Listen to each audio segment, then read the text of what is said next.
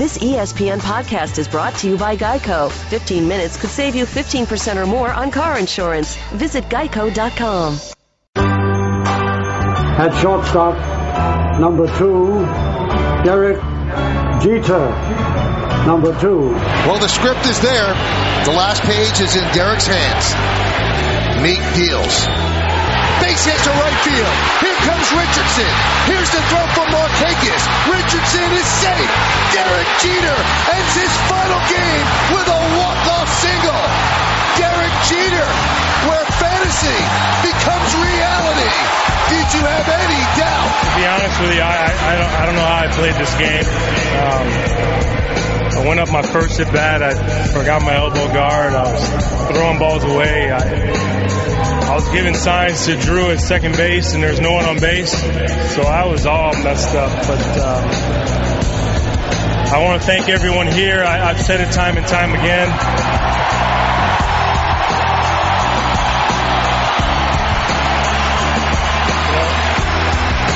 Everybody's chanting, thank you, Derek, and thinking to myself, for what? You know, I'm just trying to do my job, so thank you guys. Well, you can tell everybody. Yeah, you can tell everybody. Go ahead and tell everybody.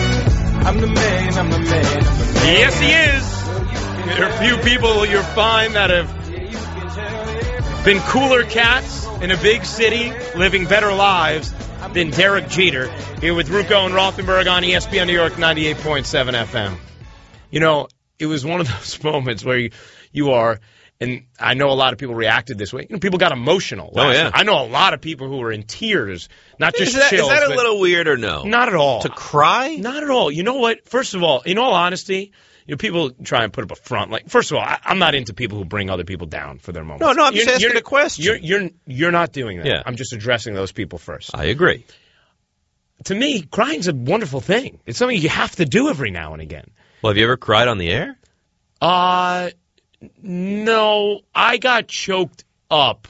I was on the air alone the day that Jeter announced he was going to retire, and as I was reading his Facebook message, You almost cried. I got choked up, and I have. You know what?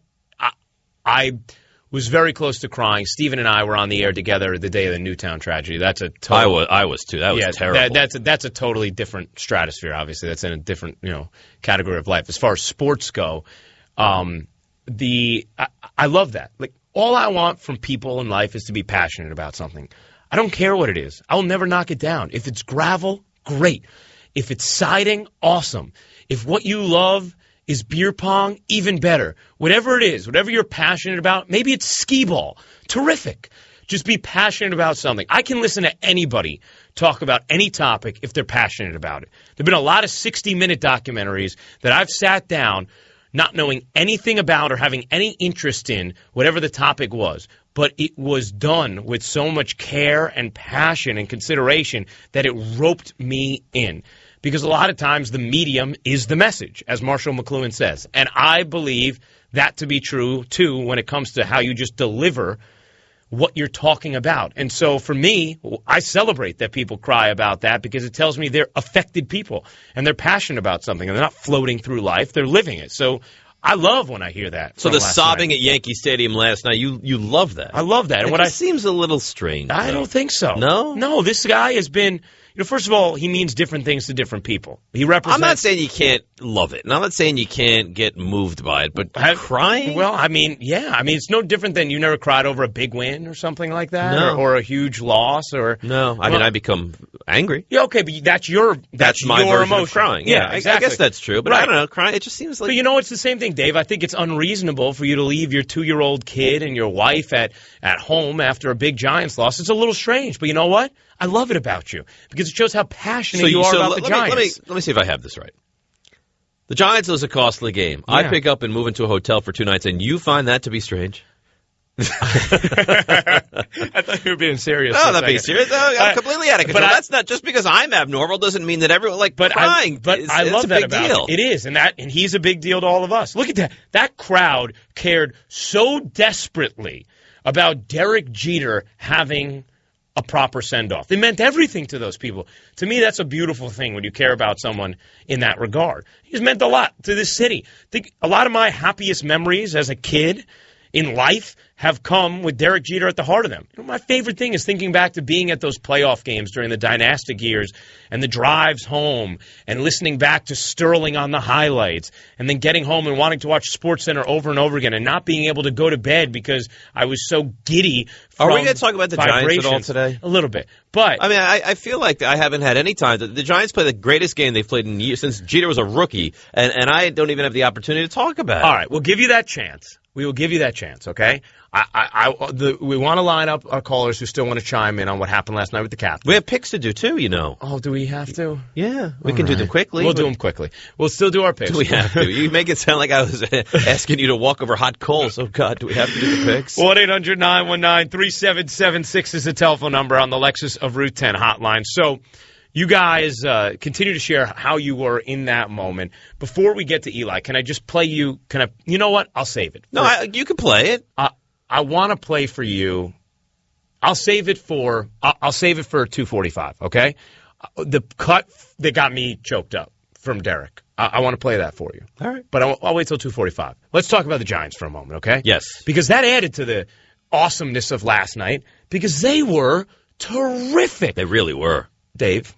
They really were. I mean, I don't even know what else there is to say. I don't know. I was excited for the game, and I was pumped up for the game, but I had just, the Giants have been so bad. Even in that win, Ryan, over the Texans, they didn't look great. They looked better, but there were still issues there. And I know you didn't see the game, so I don't want to put you on the spot. The Giants got the ball, and they looked good early, and there was a 3rd and 5. And Eli drops back, and he throws this beautiful pass over the middle of Victor Cruz. I mean, it was 5 yards downfield, but open and wide open. And boom. Hits him in the hands, and he drops it.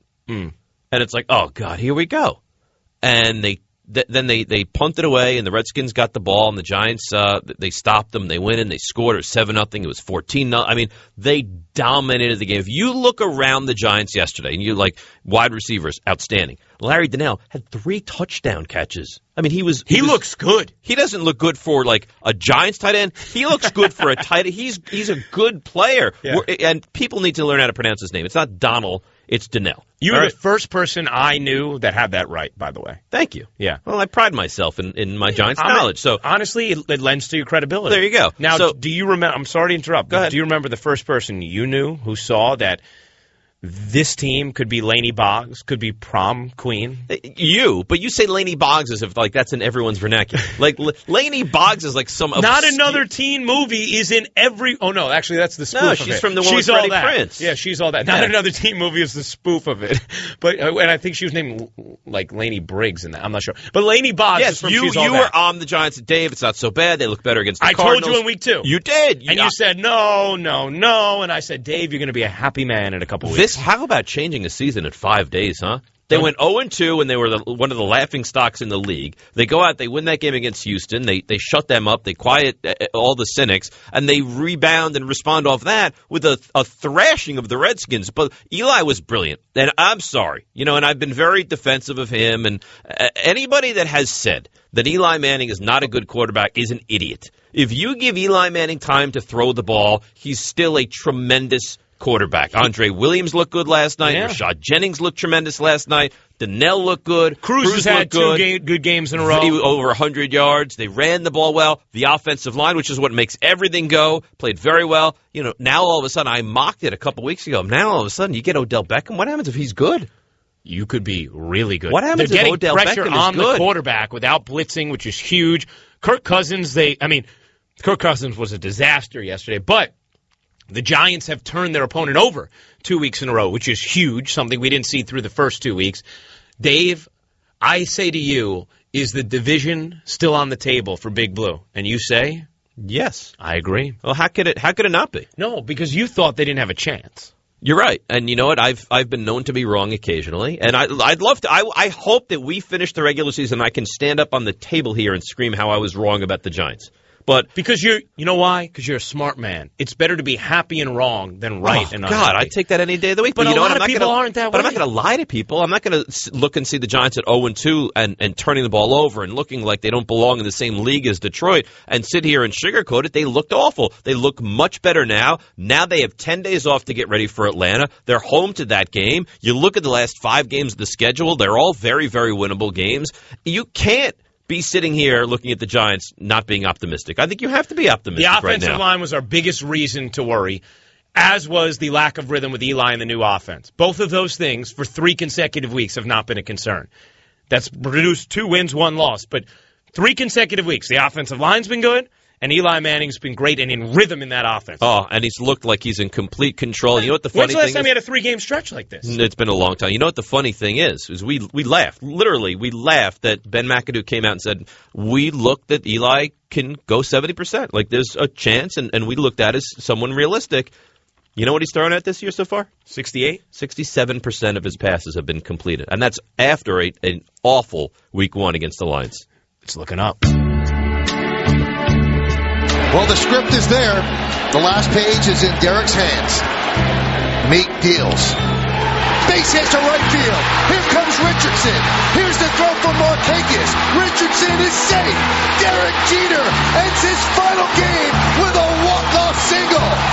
Derek Jeter, where fantasy becomes reality. Did you have any doubt? Oh, you better believe it. You get 2 of them today.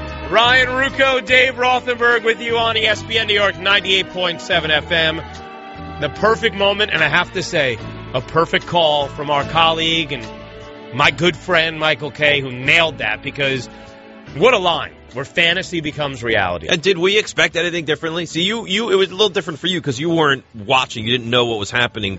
I knew he was coming up 3rd in the inning. Right. I didn't know there was a man on second when he got up until afterwards. My immediate thought when Steven Pierce hit that home run was Jeter will win this game. Like that, I swear to God, like when the ball was traveling to left and the moment it cleared the wall, Jeter's going to win this game. Doesn't that tell you everything you need to know about him? I've known this for 20 years. And he never disappoints? Never once. It's unbelievable. Never once has he disappointed. If you think about guys who rise to the moment in the history of sports, you think about a guy like Jordan. Think about a guy like Jeter. He delivers in those moments with such regularity. It is unfathomable. Yet it's what you expect. But and I hate Michael Jordan. Well, I'm not saying they're on the same. We're talking about one specific ability. Right, yes. Michael Jordan's the greatest player in the history of sport. Derek Jeter's not. Right. But we're talking about that ability. He has an amazing ability when most guys, not most, but some guys shut down. There's some guys that can't play here. Right. Just forget about, like, rising to the occasion, Ryan. There's a large amount of athletes that they don't want to come to New York, and if they do, they can't handle New York. Right. So from the time he's 20, he's thrust upon the city as the starting shortstop on the Yankees, and he's won, he's produced, he's hit huge home runs, he's handling himself the right way, he's made a play after play after play. I mean, it has been a storybook career, which ended in a storybook fantasy way. And so Derek Jeter, you just heard the song My Way, which was used with that beautiful Gatorade ad that's been running with Derek. He chose the song, and so he was asked after the game what it means to do it my way. Here was the captain. I know that there's a lot of people that have much more talent than I do throughout the course of my career, not just now, throughout the course of my career. And I can honestly say I don't think anyone played harder.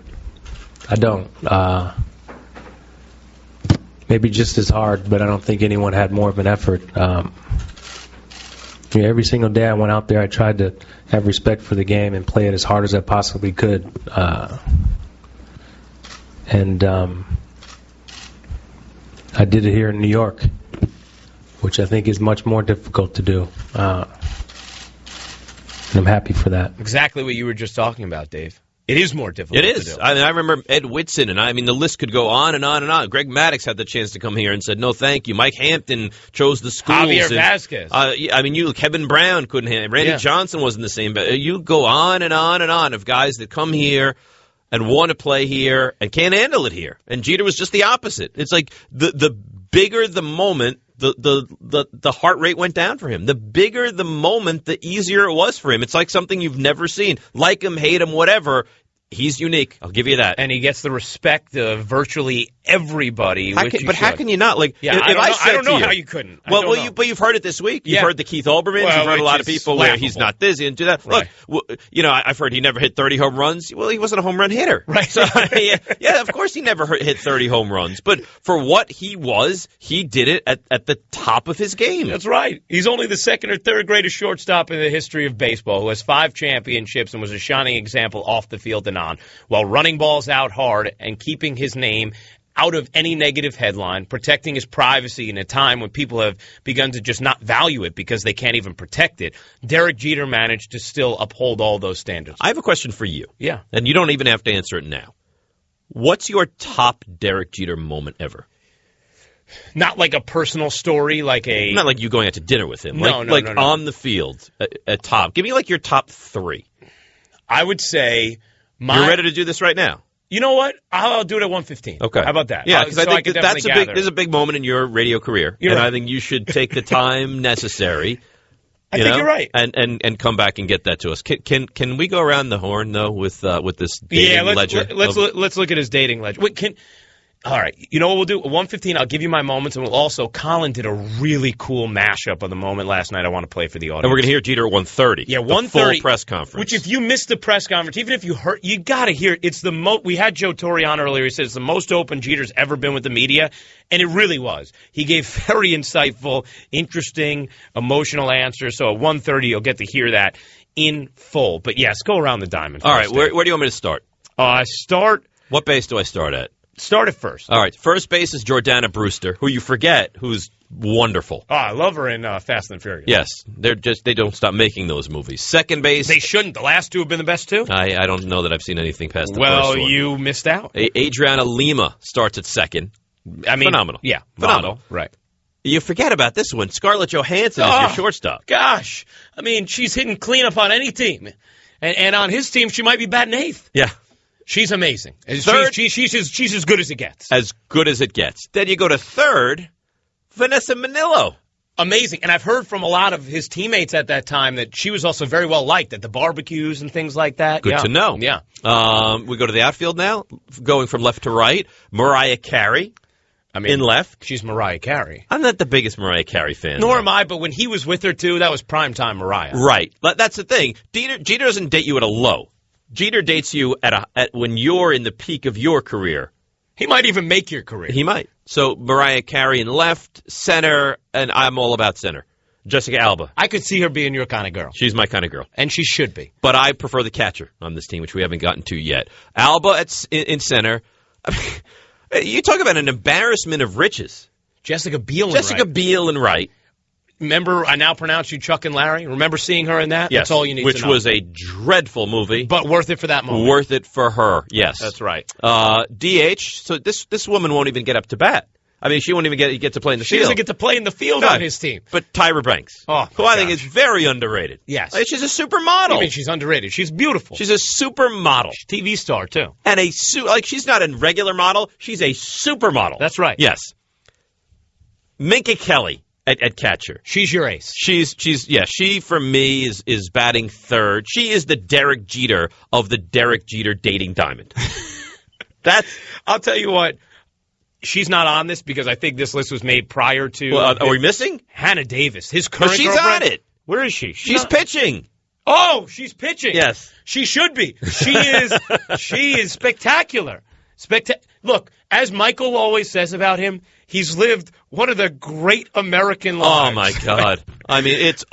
This list is just I think it's more impressive than the 3,400 hits, than the 5 World Series championships. This list is just incredible. But are there more that aren't on the list? There must be, yes. There probably are. I'm sure there's a lot of no-name girls who probably are pretty. I'm not interested in no-namers. Yeah. When you got Johansson and Alba and Kelly and Brewster and Banks and Davis, I'm not interested in like, Stephanie, whoever from 83rd and Lex. Yeah. I'm looking for... Ooh, I live right near there. Yeah, there you go. Maybe Can you can introduce meet me to her? I'm looking for Class A on the dating circuit. You know what? He has 10 positions of Class A, and probably more that just didn't make the starting squad. He's a dating genius. And a baseball god.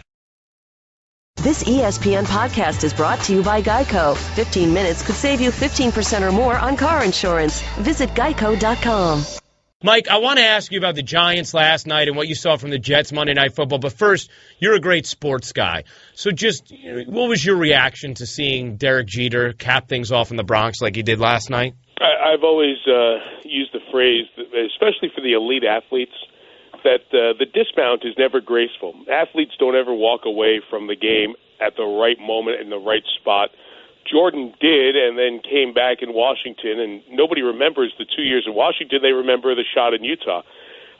With Jeter, that was the perfect dismount from the top.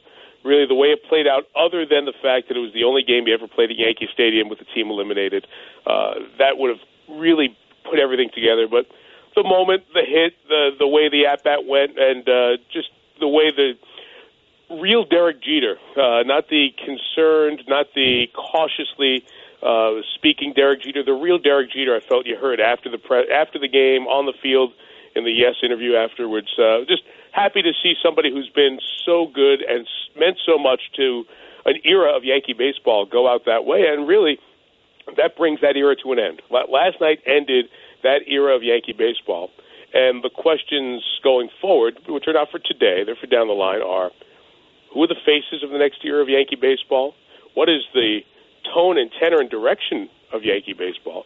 And when will the Yankees ever have a stretch where they are as good as they were in the core 4 era for these 14 or 15 years? So just exceptional run. Appreciated even more last night watching the way it ended. I don't know if I'm allowed to ask you about the NFL, but I'm going to break containment here. Yeah, no, you can. I don't know what I'm allowed to do today. No, I thought it you was can. all Jeter. No? No. We've done a great job honoring the captain, but we're allowed to get into what we saw from Eli Manning and our Giants last night. All right. Let me ask you that then, Mike. How impressed were you after having seen the Giants week 1 against Detroit that 3 weeks later this team is now sitting here at 2-2 and the offensive explosion that they put on last night? Yeah, surprised, and I did watch almost all of that game. I popped the Yankee game on just towards the end, but I stayed with the Giants game throughout because I have the Redskins. We have the Redskins next Monday night. I thought Washington's defense was really poor, and I think that just highlighted the Giants' success. All the turnovers were obvious, but it was the most comfortable and efficient the Giants looked. Eli was protected and had time, and without going back and watching it again, I don't know if that was all the Giants' offensive line or the weaknesses from the Redskins' defensive front. But with time, you have a chance to make plays and find people open. And every pass play, it looked like guys were wide open. So that's a great confidence game all the way around for the Giants. And I start with Eli in the offensive front. They ran the ball somewhat effectively. Donnell in the red zone was outstanding. Everything looked really good for the Giants. And their defense, which I thought might be the strength of this team and the way they would win games, played like it last night. I thought they confused Kirk Cousins in the second half, brought some pressure. Their coverages were pretty good. So overall, I think you see a team that has done what you'd like to see teams do. Take good, solid steps going forward. Get better every week. Yeah. And now be in position here for the next quarter of the season. Have they looked good enough, Mike, over the last 2 games to make you think that they have a chance to give the Eagles a little run? Sure, they have a chance because Philadelphia is going to play without 4 of their 5 offensive linemen in all likelihood this week.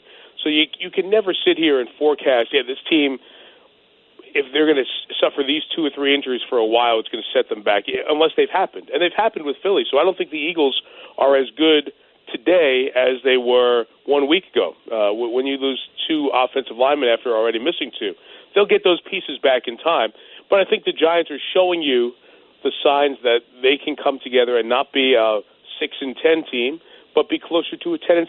In this league, the difference between 6-10 and 10-6 is really small. And sometimes it's the game or 2 you play without your right tackle. And can you survive those? The Giants have come through a stretch where they were figuring out the offense. They found what works. They benefited from a Washington team that wasn't that good defensively.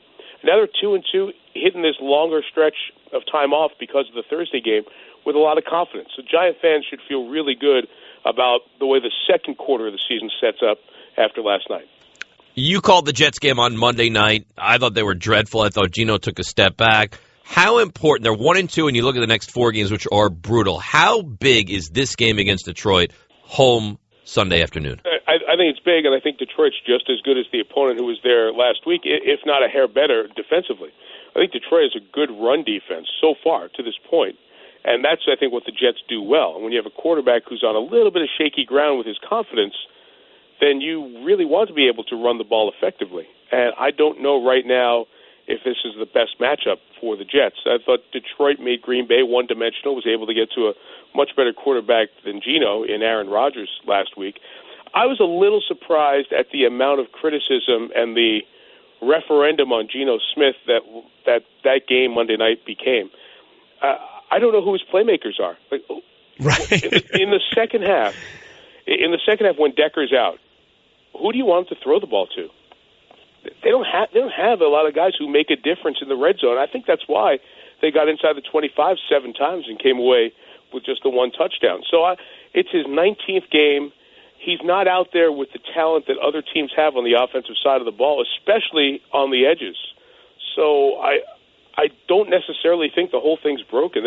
Nobody wants to have patience anymore, but I think you can't expect a finished product here in Game 19 as a quarterback. You have to expect some struggles like you saw Monday night. I wouldn't say, man, we got to throw Michael Vick in there tomorrow because that'll make a huge difference to this team. Then where are you going with Geno going forward? I just think it's a little too quick to push the panic button on Geno Smith. I would agree with that. That was my reaction as well. Mike, good stuff. We always enjoy chatting with you, and I know you got a good one between the Patriots and Chiefs this week. That'll be 8:30 Monday night on ESPN, and be looking forward to hearing your insight on how the Pats look in that AFC East because they've looked a little human thus far. Thank you for the time, my friend. You got it, guys. Have a great week. Enjoy Thanks, weekend. Mike.